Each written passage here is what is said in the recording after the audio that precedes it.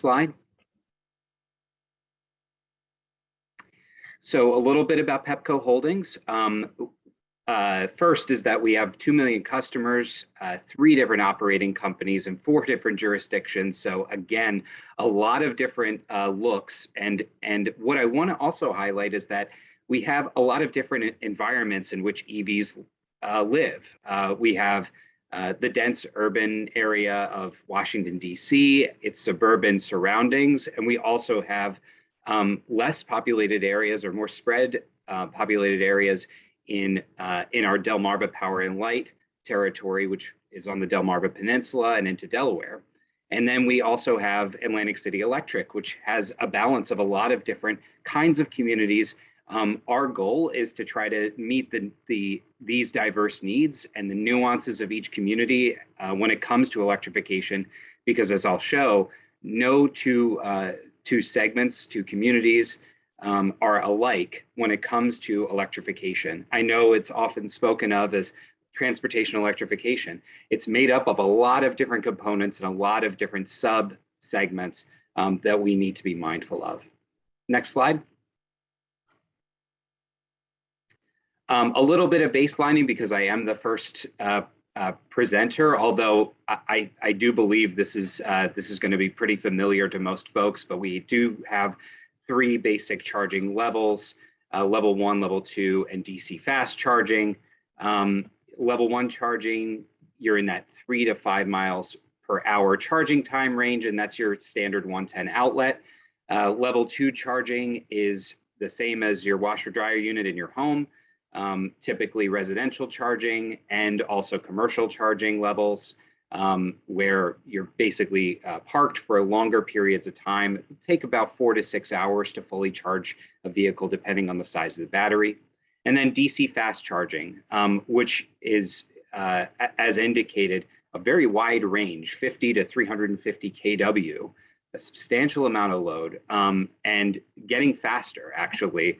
Every year there seems to be another announcement of a faster charging time, and more cars are capable of accepting this fast charge, sometimes referred to as high-powered charging, but generally you're in that 18-minute range with 0 to or about 20 to 80% state of charge for the battery for most cars that are out there today commercially available. I will note on the right-hand side that most utility EV charging programs that I've seen are in that level 2 to DC and DC fast charging, and they represent multiple segments of the market: workplace, fleet, multifamily, residential, and public along high traffic corridors. There are just so many segments, but typically you're going to see that level 2 and DC fast charge when it comes to utility pilot programs. Next slide. Again, for most folks, this is going to be pretty familiar, but there are different models when it comes to utility EV charging programs, and they all relate to the extent of utility investment and site host investment. And the site host is the customer or the co-located customer with the charging. I would highlight the bottom 3 because we're moving beyond business as usual, to talk about make ready, which is typically the cost of installation of a charger. So it's all the circuitry from a customer's meter all the way through to the charging station, but not the charging station itself. Utility owned and operated model, which is full ownership end to end, all the way out to the charger. And then utility incentive programs or rebate programs where the utility can cover through a mix of rebates that could cover all the way out to the charger itself, a portion or entirely. At PHI, we currently have active programs across these 3 primary models. So we have seen a lot in our territories and have a lot of lessons learned from offering these 3 different models and across 3 different, multiple different segments of the market. Next slide. I will also note that while a lot of attention is paid to the extent of utility investment in and different models for the charging infrastructure, rate design has become a major area of focus across different jurisdictions, including our own. And there are two primary levers that we see that directly implicate not only the ability for EV charging developers to put charging stations out there and make the economics work, but also to change charging behaviors in ways that unlock greater value to the grid. In that latter category, I would put time of use pilots, which, as indicated, can help to shift the charging incentive structure to off-peak times and times that are most valuable to the grid. And so this new load coming in, being able to effectively shift it to times, say, late or middle of the night, versus when folks get home in the afternoon, 5, 6 o'clock, when the load tends to grow system-wide from other factors in homes and businesses.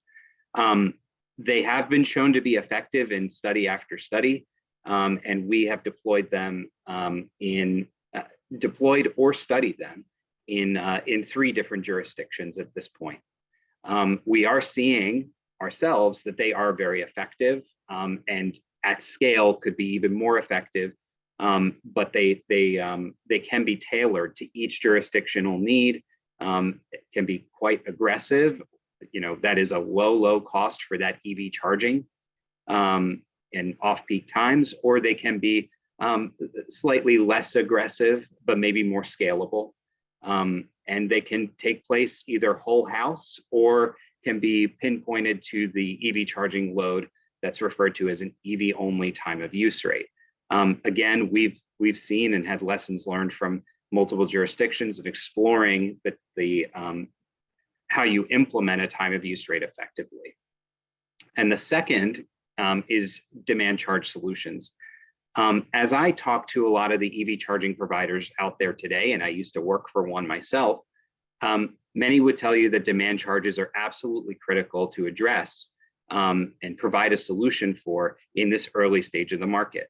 And you can see, as illustrated from this NREL graphic, that there is a point in this early phase of the market, we are at a point where utilization is low and demand charges are set based on the each event in a month, and the highest event will set the price for the entire month. Well, if you have one charging session per month in this early market, your demand charges are set by that one session. And so regardless of the amount of sessions after that, you really have to create a lot of turnover to make up that one demand charge that's imposed on a monthly basis.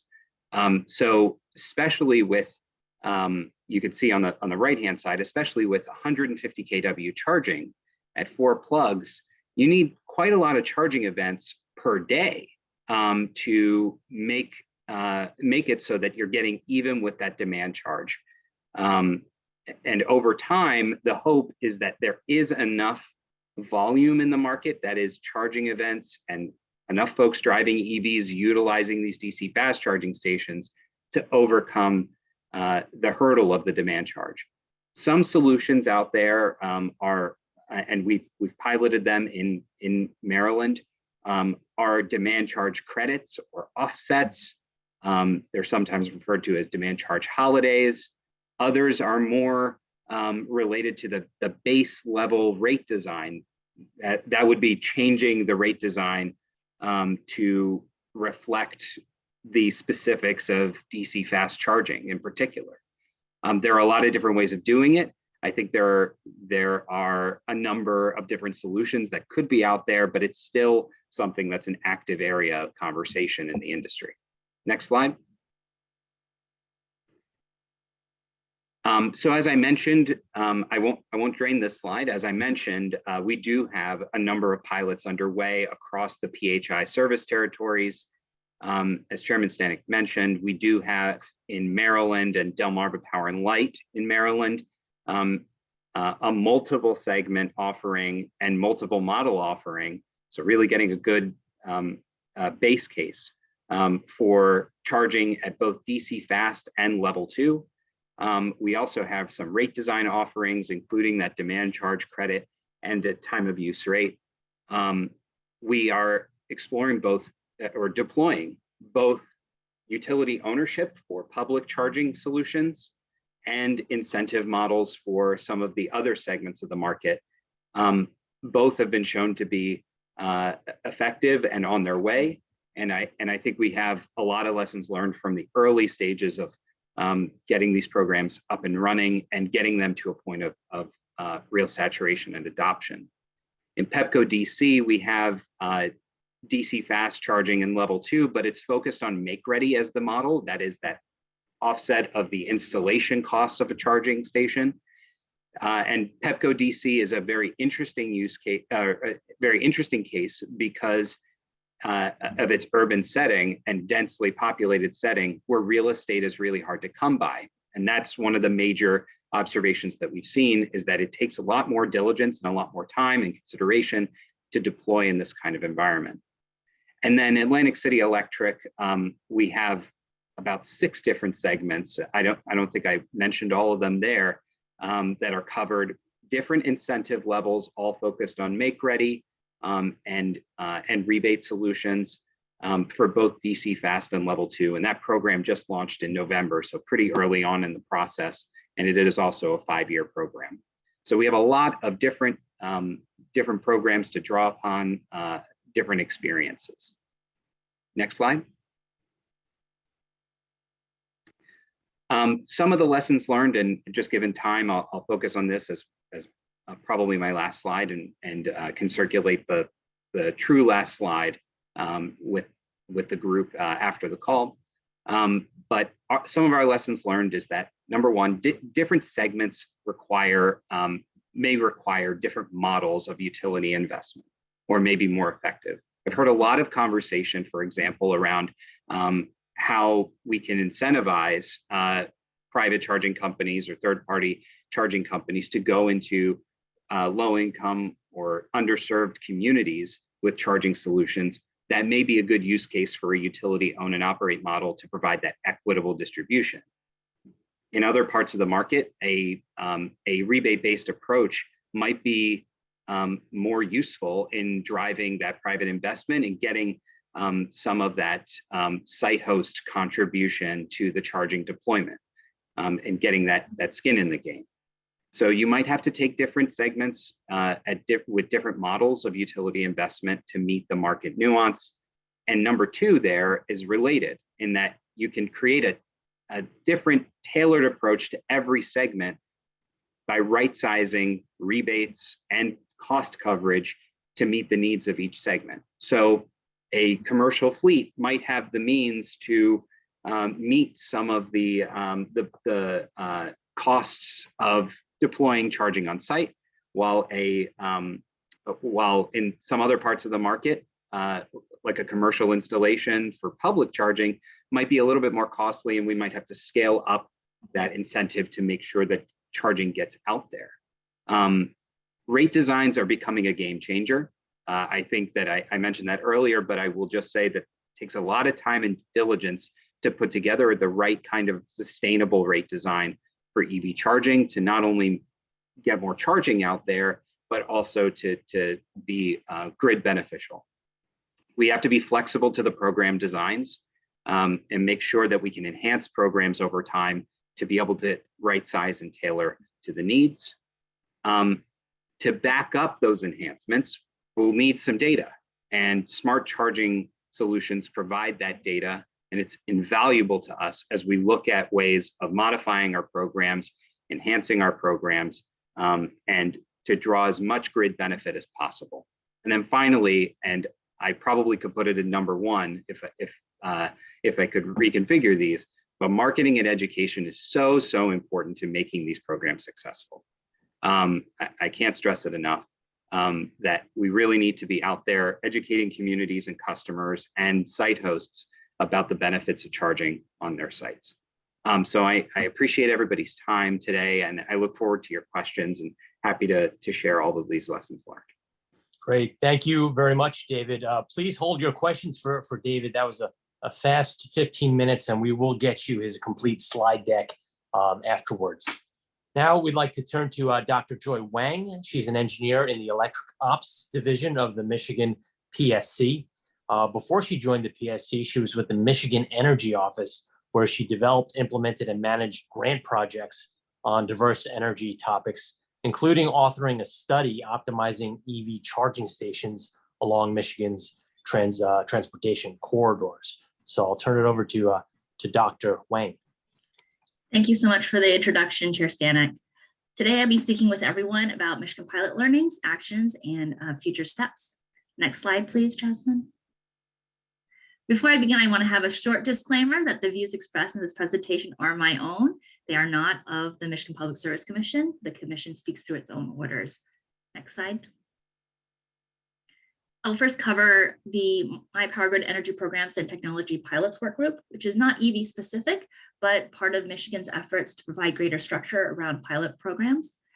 Talk about some of the commission's actions regarding pilots after that work group, the current EV pilot programs within Michigan, and some future directions for pilots. Next slide.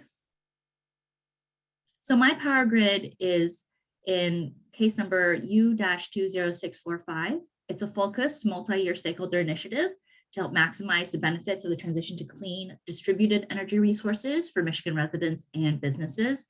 There are 3 pillars to the initiative: emerging technologies, grid optimization, and customer engagement.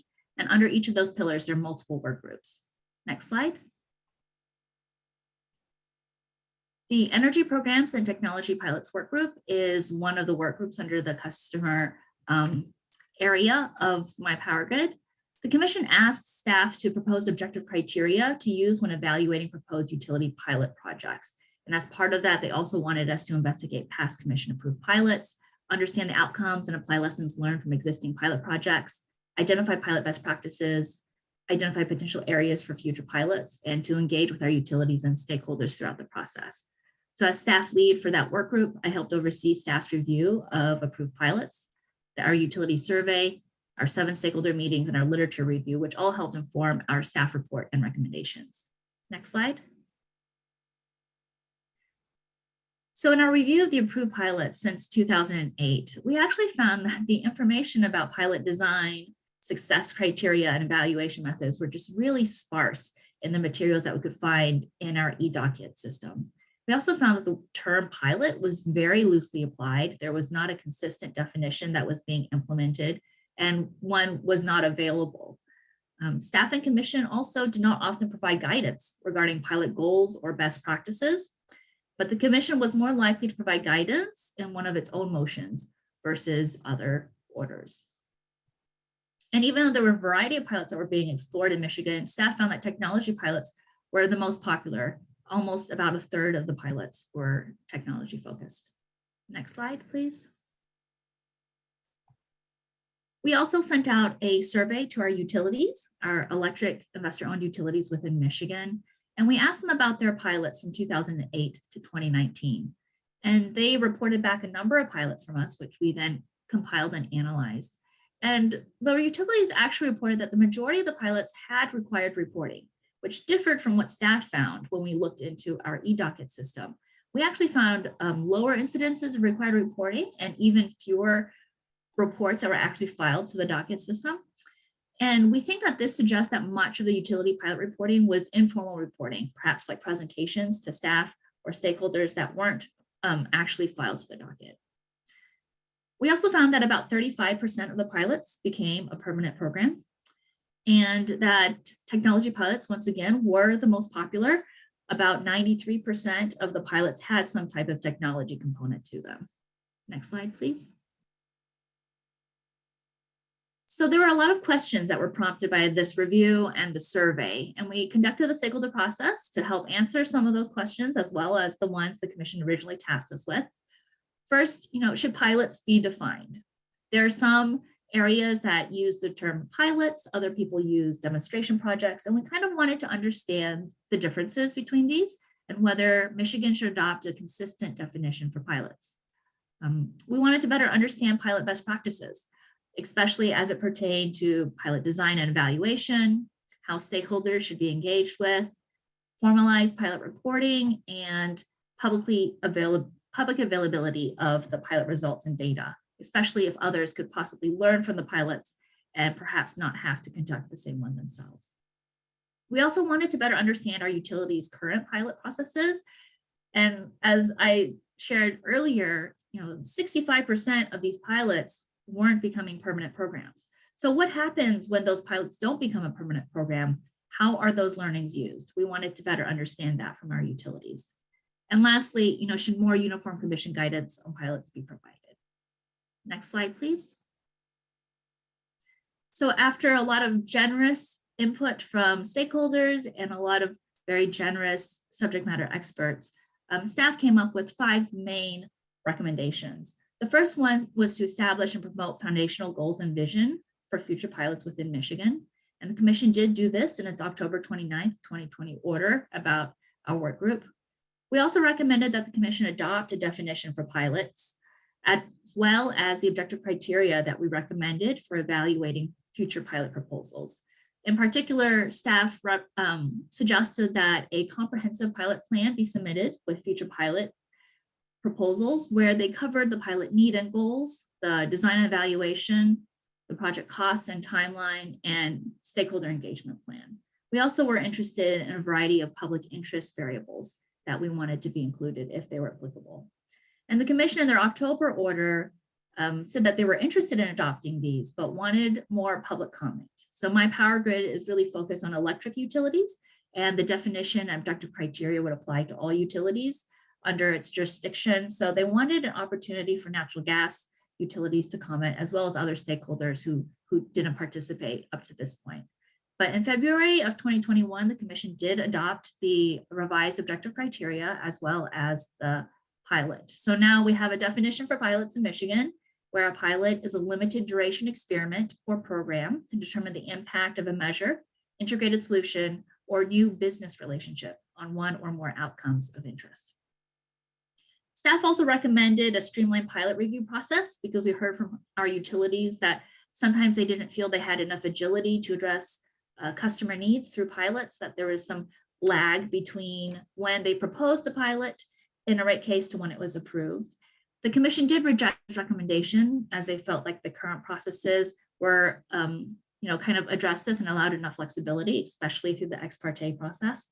And our last recommendation from staff focused on developing an online Michigan pilot directory. We didn't have a one-stop shop for pilots in Michigan. And so we recommended that we develop a website where people can go and learn more about particular pilots, hopefully have all the information about the pilot background and data in one place. The commission did adopt this recommendation, and our Michigan pilot directory went online in October of 2021. Next slide, please. So now to EV pilots in Michigan. We do have a few current ones, and many thanks to Al Freeman, who created the bones of these slides. Thank you, Al. The first, for Consumers Energy, they have their MyDrive pilot, which started in 2019. And then in December of 2020, they received approval for the next phase, which is Power My Fleets, which is focused more on fleet charging infrastructure and electrification. DT Electric has their Charging Forward pilot, which also started in 2019, just a few months after Consumers. And they received ex parte approval in March of 2021 for the second phase of the pilot, which also kind of added additional fleet aspects to it. Next slide, please. India and Michigan Power has their I Am Plugged In pilot, which was approved in January of 2020. And it has a variety of different charging and education and technical development aspects to it. And lastly, Upper Peninsula Power Company received ex parte approval in April of this year for their EV chargers program, which supports DCFC implementation in the Upper Peninsula of Michigan. Next slide, please. So we've had some interesting pilot learnings in Michigan thus far. So far, our utilities have found that the cost to install chargers have been lower than they anticipated originally when they proposed their pilot costs. So that's been a positive finding. And we also always expected that multi-dwelling unit residential customers were a different group and that they would have somewhat different charging behavior. But now we have some data on that from our utilities. We're finding that they charge less during the super off-peak periods and more during the on-peak and off-peak charging when compared to non-MDU residential participants. And one of our utilities has a really interesting bring your own charger component where these are customers who already have their own chargers, and they're provided a $10 monthly incentive if they charge during the right periods. And what they found is that this incentive is really effective. Almost 99% of these customers are charging in the off-peak periods, with 93% of them charging in the super off-peak periods. And this is a substantial increase from just the general residential participants, where about 41% of them are charging during the super off-peak period. So this is a really cost-effective incentive and more definitely less costly than the upfront home charger rebate. We also have a coordination in Michigan in the implementation of the DCFC infrastructure. As Chair Stanek said, Michigan does have an optimized DCFC charger placement plan that the Michigan Energy Office developed, and it is now in the Michigan Department of Environment, Great Lakes, and Energy, EGLE, as we call it. And all of our utilities are using this map in placing DCFC chargers along our highway systems. And this has really provided a lot of continuity, I believe, for the placement of DCFC in Michigan. And it doesn't hurt that EGLE is offering to pay up to 1/3 of the cost for eligible DCFC installations. And the last thing that we've learned is that there's just a lot of enthusiasm for EV charging and EVs in general in Michigan. And sometimes it takes a little extra work to try to focus people on trying to quantify those ratepayer benefits for these different program aspects instead of just talking about EV charger implementation in total and overall EV uptake. Next slide. So as part of the Energy Programs and Technology Pilots work group, we did talk with stakeholders about future pilots that were of interest to them. And what we heard back was that a lot of them wanted us to look at pilots that use Michigan resources, if possible, in the future, that had a systems approach that didn't focus just on the energy, like electricity impacts, but also talked about some of the community impacts, resiliency impacts, maybe environmental impacts from these pilots. And there were a number of suggestions on distribution-related pilots, focusing on distributed energy resources, non-wire alternatives, hosting capacity analysis, and of course, load flexibility studies. There's also a lot of interest from stakeholders and the commission on energy equity. So that's an area that I feel future pilots will include some component of. And based on our work on trying to provide greater structure for pilots, where we have these objective criteria and information we'd like to get from pilots, especially, some of the data detailed in the objective criteria that the commission adopted, we hope that our pilots will have better data and analyses in the future, which hopefully will lead to better next steps, and that this will feed into more meaningful stakeholder engagement in the future as we understand what stakeholders want for their technologies and their communities.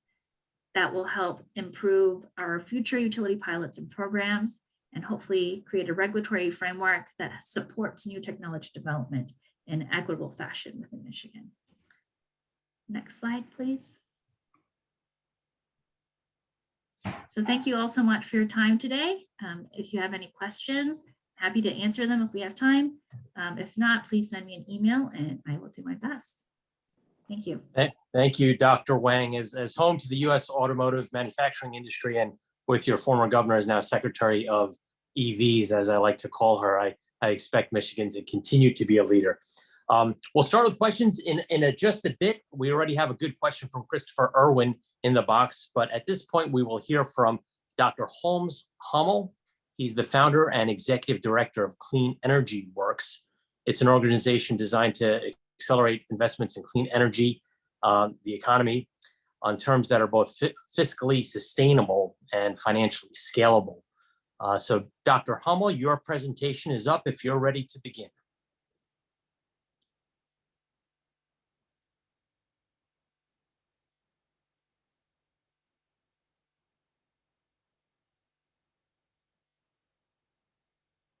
Oh, perhaps we have his presentation, although we can't hear him.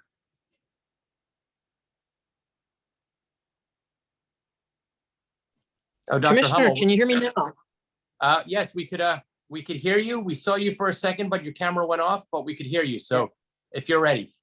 I'm ready right now. Talk about fortuitous timing. A thunderbolt just struck over our place. And so I lost my desktop computer, but I'm here on my iPhone. I'm not going to give up this connection. This is an important opportunity to participate in the programming that Jasmine and Commissioner Yu have helped create possible for the EV working group. I want to appreciate the opportunity NARC has given Clean Energy Works to participate. And I want to also express appreciation for both David Schatz and Joy Wang, our preceding speakers, for the expertise that they have shared. Their insights are incredibly valuable, both in program and process. My contribution to today's program is from the perspective of a practitioner working on the transition from pilot to full scale. And so that's in the theme of the program today. And I'll ask Jasmine to advance the slides.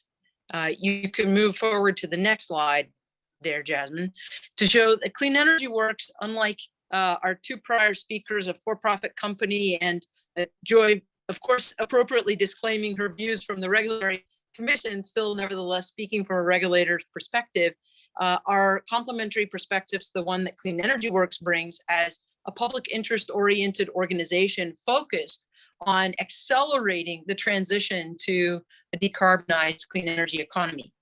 One of the key criteria for reaching those 100% goals is, of course, finding a pathway through which constituents that hold sway across many different jurisdictions can still participate, and especially in places where the clean energy divide adds tension to the daily fare and the work of regulators trying to balance the interest between different constituents. Let's move forward, Jasmine. This diagram here is posing a question to all of us who've gathered today. First of all, are our pilots testing technologies, or are we testing a business model that we think can operate if we subsidize it with rebates, tax credits, or other types of ratepayer spending support with approved expenditures up to, say in California, $1 billion at a time? Or are we experimenting with methods for achieving fiscal sustainability and scalability? And it's that latter question that I think that many states now can have the confidence to test, that we no longer wonder whether or not our EV chargers will work, or whether the vehicles will be compatible with the grid systems that we have, or whether even the business models and the pricing will be compatible with something that can work at scale. And yet still, we're not seeing the scale that we need, at which point we need to start thinking about pilots for scalability, piloting the things that can actually operate without chronic and limiting dependence on ratepayer or taxpayer spending. This is one example, the diagram here, for inclusive utility investments that pay for all cost-effective upgrades at a site on the condition that those costs can be recovered with a site-specific charge on the utility bill that's less than the savings generated by those upgrades when estimated at the outset. And we've already seen this business model introduced in multiple places, as you'll see in a map momentarily. But I want to move forward the conversation about pilots to full programs to scale in the next several slides. Jasmine, go ahead.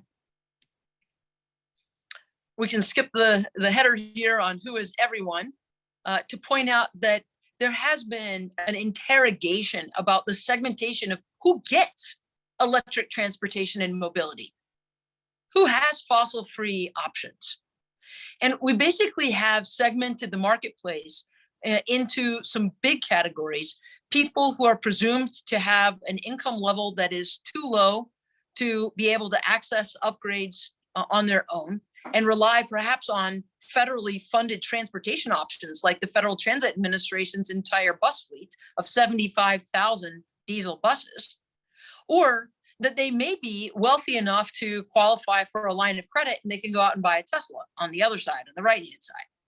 Well, there is actually a sizable gap in the middle of people that have already been studied and documented to account for at least 50%, if not a majority, of the households in the United States where they will neither qualify to meet the federal subsidy requirements for some of the home upgrades, like getting a two-way EV charger installed at your place, or be able to access a line of credit, or being able to prioritize that line of credit for use for a clean energy upgrade. If you go forward once more, Jasmine, I want to show you some data that has been really riveting for us.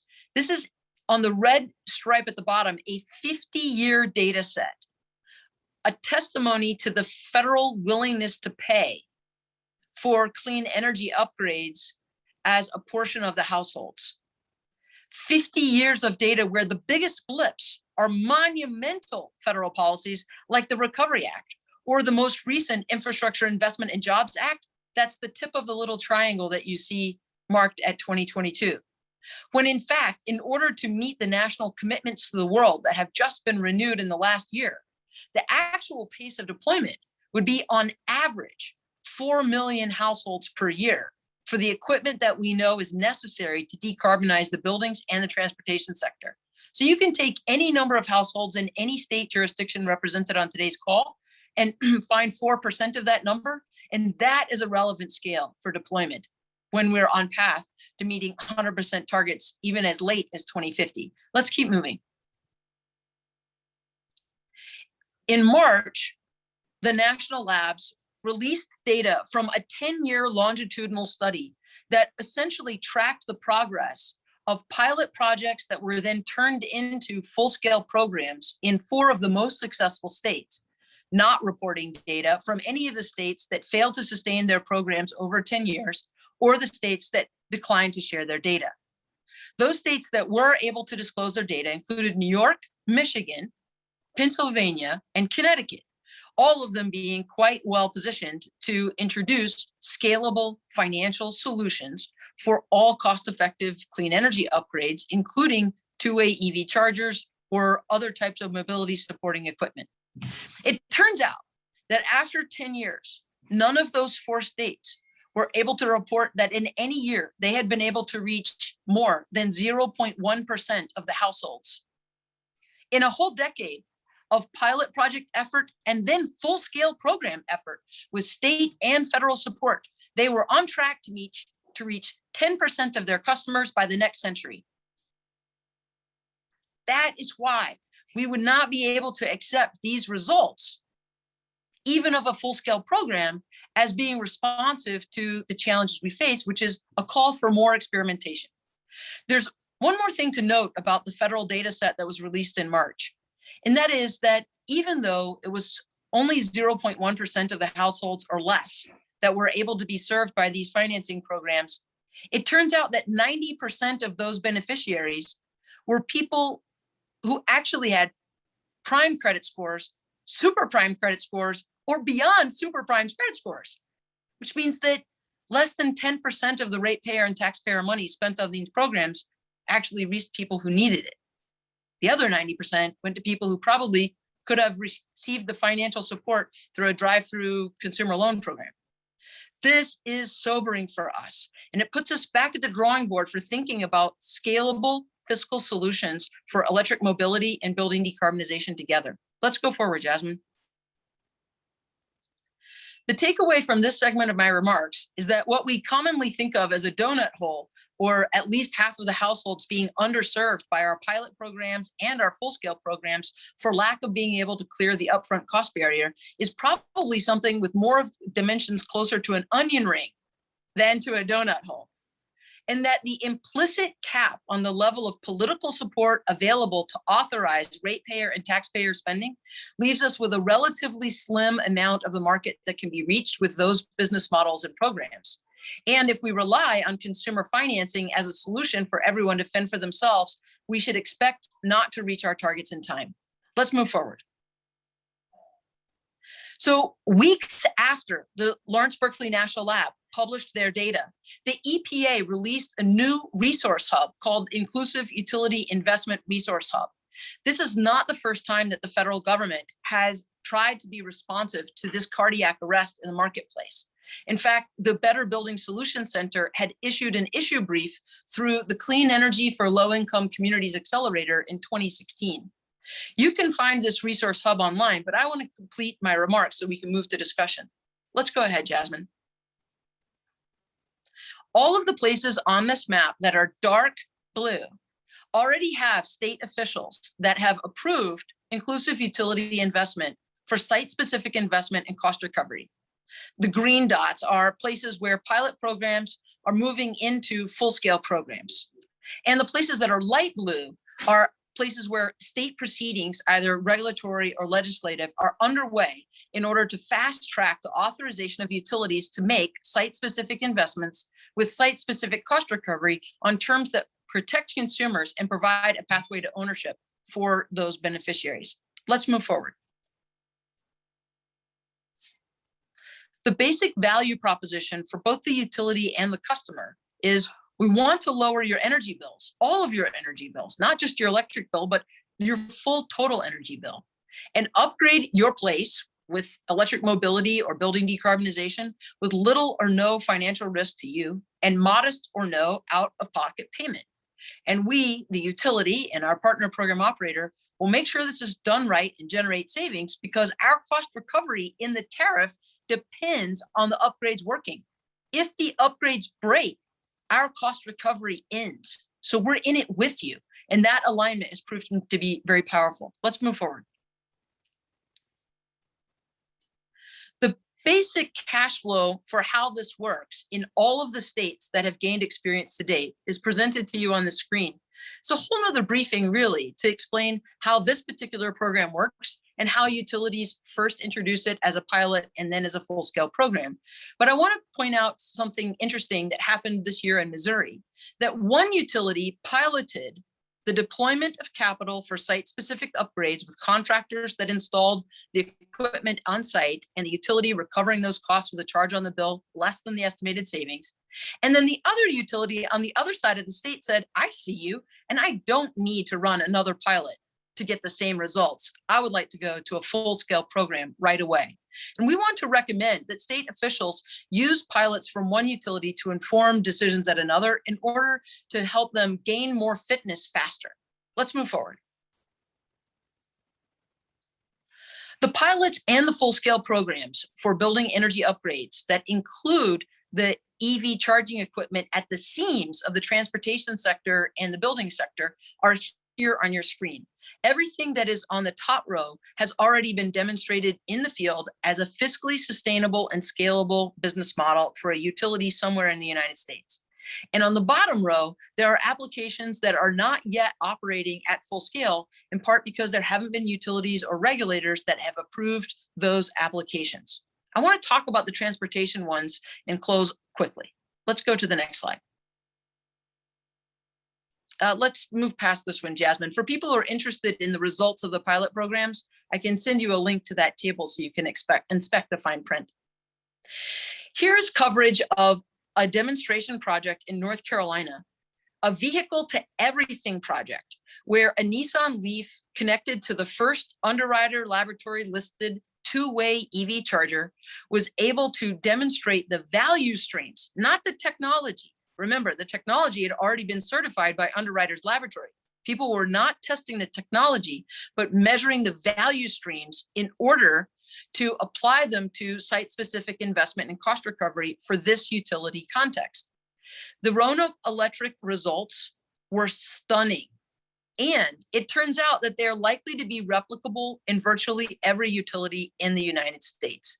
Which is to say that anywhere where there are wholesale demand charges in the range of $10 to $15 per kilowatt, this utility was able to show that an EV connected to the grid with equipment that could run current in both directions was producing more than $2,500 of value every year, which was almost equivalent to the cost of leasing the car. This is profound for people who are interested in trying to get EVs into the hands of lower income households.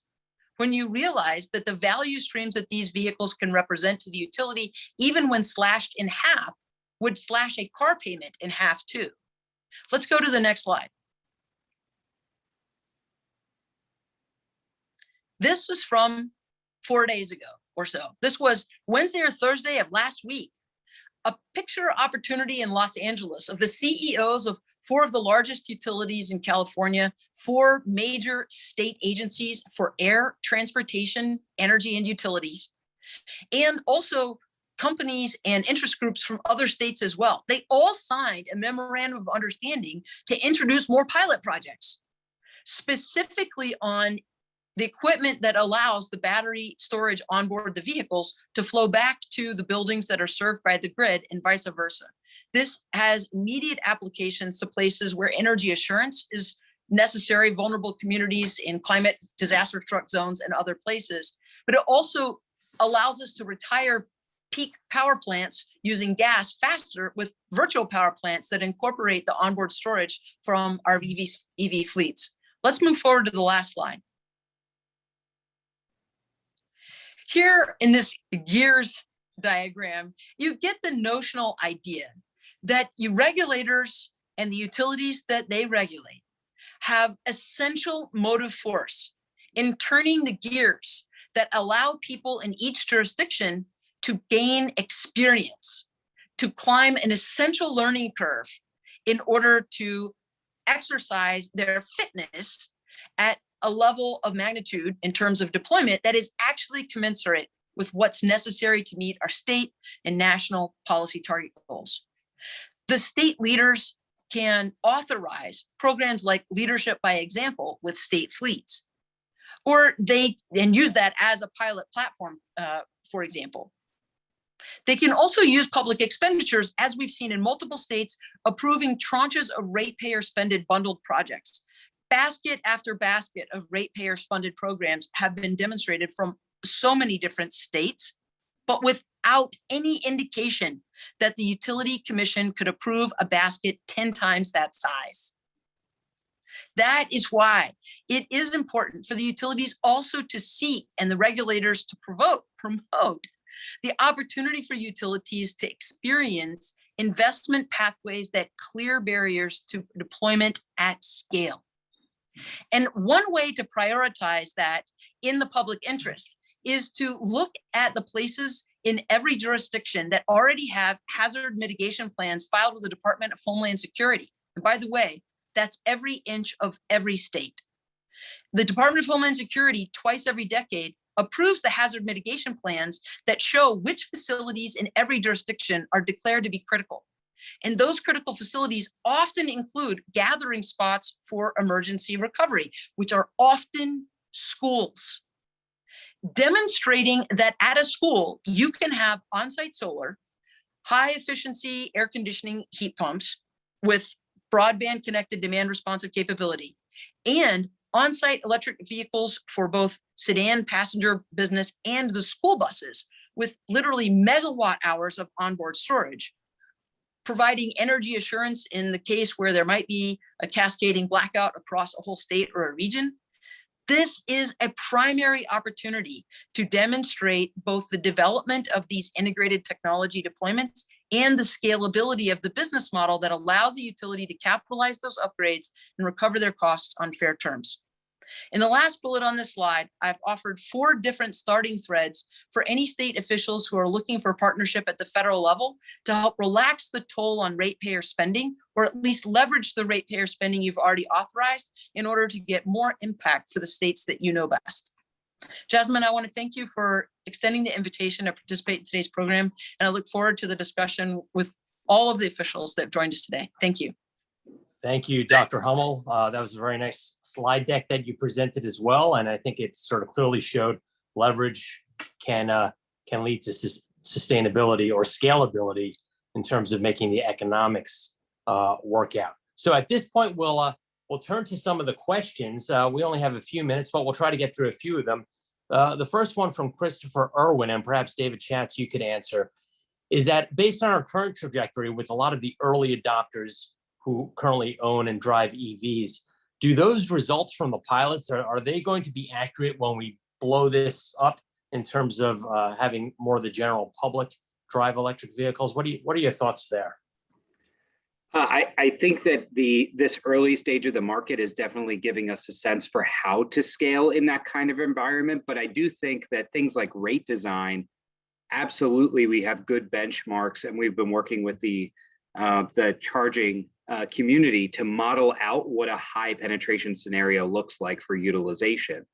I do know that our utility planning is also reflecting future EV charging load and what that will do in different pockets of the system. None of this is linear, and we can forecast as best we can, but I do think these early learnings of a pilot program are absolutely relevant. I think with the general public still becoming a little more comfortable with EVs and not understanding that an EV charger is not the same as a gas station necessarily. In my experience, only 1% of my charging is done at a public charger. 99% is either at home or at the office. So it's vastly different interaction with your fueling source for sure. So then the next question we have from Carolee Williams, perhaps Dr. Wang. Carolee was asking some questions with respect to cost tests. And do all of these pilots, and you have many of them going on right now with respect to Michigan utilities, do you use different cost tests, such as utility costs, societal benefits, and others? I think the cost benefit analysis in Michigan is one area that I personally find a little bit challenging. Our utilities don't use commonly accepted benefit cost analyses. They each have their own kind of method and approach to quantifying the benefits and costs. So they're not consistent across the utilities, and they're somewhat different. And so that is a challenge for us moving forward. I hope that one day we'll have, guidance on cost benefit analysis that's consistent for all the utilities. But right now they're each conducting their own kind of special tailored analyses that don't necessarily conform to any of those listed benefit cost tests that Carolee listed there. So it's interesting because Maryland, we had one EV utility portfolio that applied to all of our utilities, where in Michigan, it appears that you went utility by utility in terms of pilots. If I could ask you, in Michigan, do the utilities own, operate, and rate base the EV infrastructure?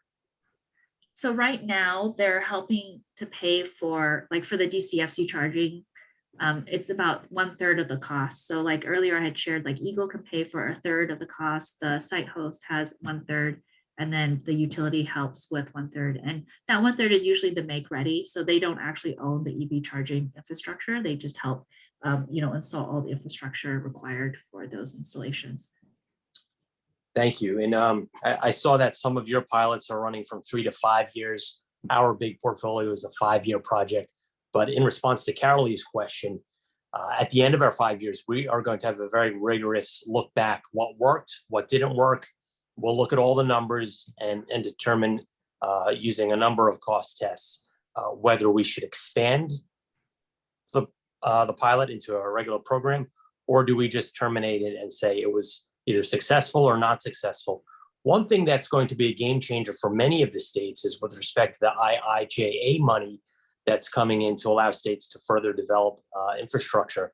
And each state has a preset amount. For instance, Maryland will receive $65 million in additional EV charging infrastructure money.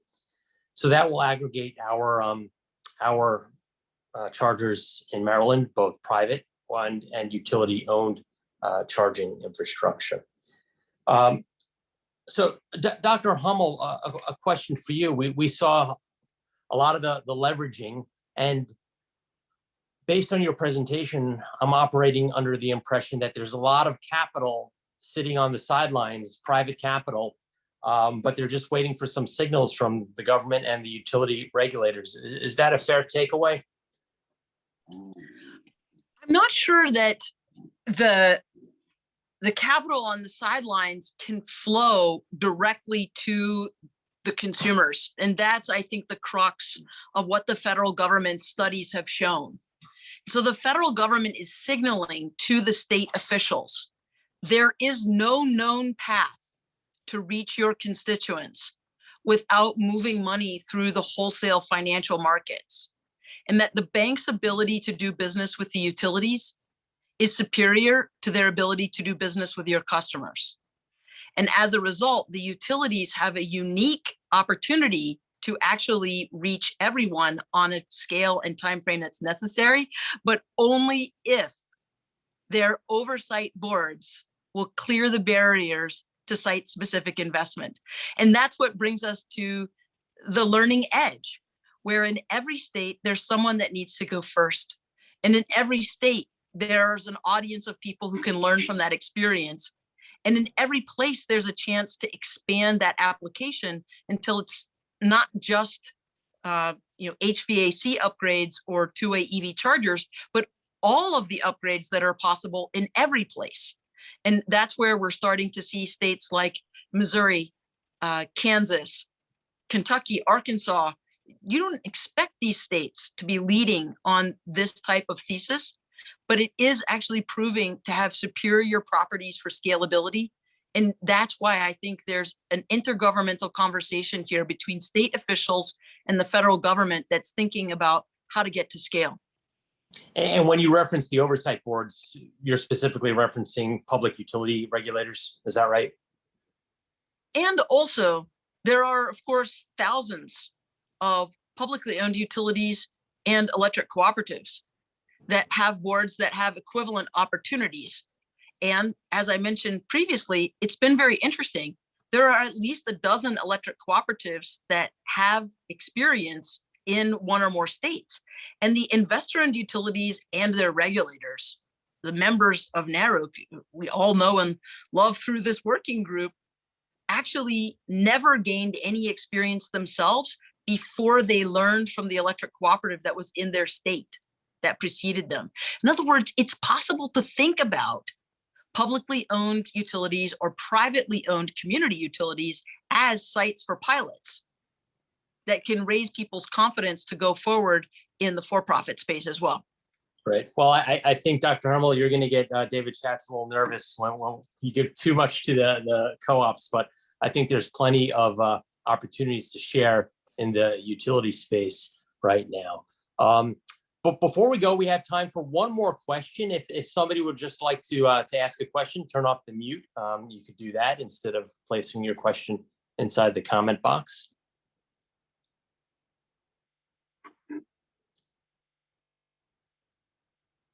And if we don't have any more questions for this panel today, I'd just like to thank Dr. Wang, Dr. Hummel, and Mr. Schatz for presenting their viewpoints. I know it was very compressed in a period of 45 minutes.